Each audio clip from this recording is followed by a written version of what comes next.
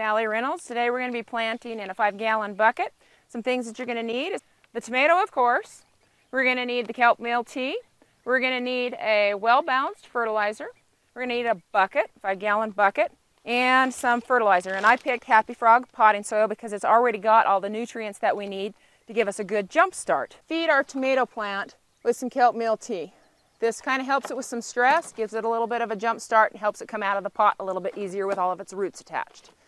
Then we're going to want to take our potting mix and put it in a bucket.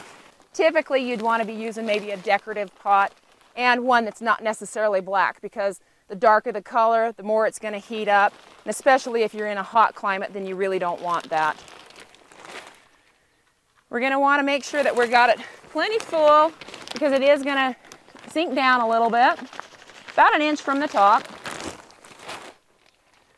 Just simply dig us a little hole there. We don't need to add anything, like I said, because our potting soil already has the nutrients in it. If this was a spindly plant, we'd plant it deeper, but this guy's pretty small.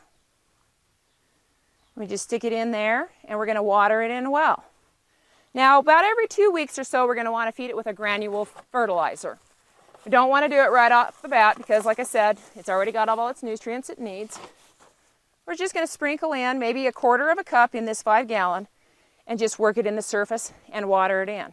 When you're growing in a 5-gallon bucket, you want to make sure that it stays moist and not dry out. When you're growing in pots, water drains out a lot faster than it does in your regular soil, so you'll probably be watering a couple of times a day through the summertime, maybe even 3 times a day.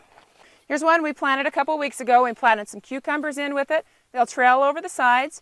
We've got some onions in here, and the onions will kind of deter the bugs. We've got some marigolds even popped in here, and we've even got some chard in here. Once the chard is gone, everything else will pretty much take over. Keep it well fertilized, keep it well watered, because your nutrients are washed out more often, and that's all there is to growing in a 5-gallon bucket.